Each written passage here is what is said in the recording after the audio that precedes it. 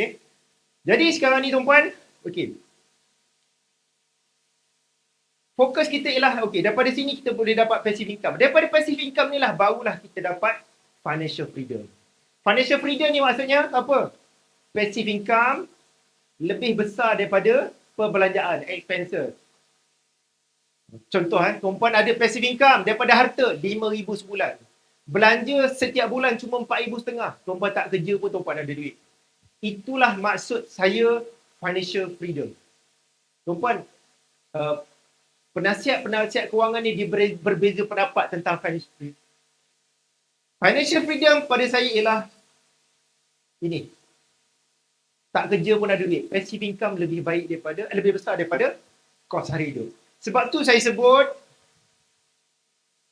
kalau tuan-tuan nak pencen bukan tentang usia. Bukan tentang umur. Oh, saya pencen umur 60 tahun. Tak, tuan-tuan. Pencen ialah tentang kedudukan keuangan. Kalau kita mempunyai keuangan yang baik pada usia 20-an, pada usia 30-an, pada usia 40-an, boleh pencen bila-bila masa. Tetapi, kalau pada usia 60 tahun, tabungan tak ada, harta tak ada, hutang saja yang banyak, umur 60 tahun pun tak boleh pencen. Tuan-puan, saya dapat banyak feedback.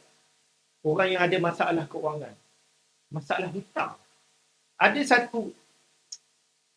satu perempuan kontak saya, dia kata, Tuan Zul, saya ada masalah hutang yang banyak. Saya kata, tuan-puan, jangan bimbang. Hutang, pergi kerja, dapatkan ilmu, hutang mesti akan habis bayar. Bayar sikit-sikit. Dia kata, tapi saya dah tua, tak ada orang nak ambil saya bekerja.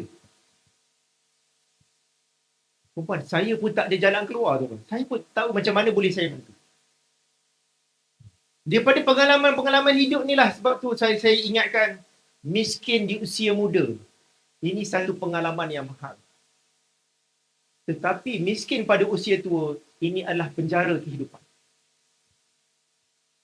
Miskin di usia muda, tak apa, kita muda lagi. Kita boleh pergi kerja lagi. Kita boleh buat bisnes. Kita boleh, ada orang nak ambil kita bekerja lagi. Tak ada masalah, kita boleh bangkit. Masa kita panjang, kita masih ada kudrat.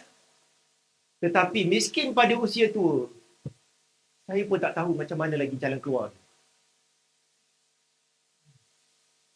Tuan-puan, hutang ni, tuan-puan nak tak formula bebas hutang? Nak tak? Confirm berkesan.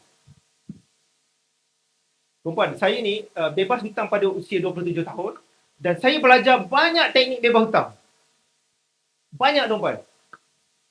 Tapi semua teknik tu saya buat kesimpulan, tuan-puan. Teknik paling berkesan ialah bayar.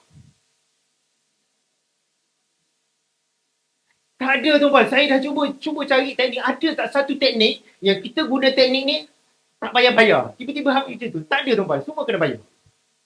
Satu kena bayar. Tuan-puan, ada apa teknik pun, semua teknik tu bayar. Beza dia ialah, dia bincang nak bayar hutang mana satu dulu. Yang besar dulu ke, yang kecil dulu. Yang interest besar dulu ke, yang interest kecil dulu. Itu je beza dia ajar. Tak ada satu teknik, tak payah bayar hutang. Tak ada. Satu kena bayar. Yang kedua, kena bayar dengan duit dan harta kita juga. Tak ada, tuan-puan. Jadi kalau setiap kali nak buat hutang, kena ingat, hutang ialah perbelanjaan masa depan. Duit tak dapat lagi, duit masa depan tak dapat lagi. Tapi kita habis dah belanjakan duit. Sebab tu saya ingatkan, jangan sesekali belanjakan duit masa depan. Duit yang kita belum dapat. Nak beli sesuatu barang, tak ada duit, maksud tak boleh bayar cash. Maksudnya kita tak mampu. Terimalah hakikat yang kita tak mampu. Simpanlah dulu duit tu.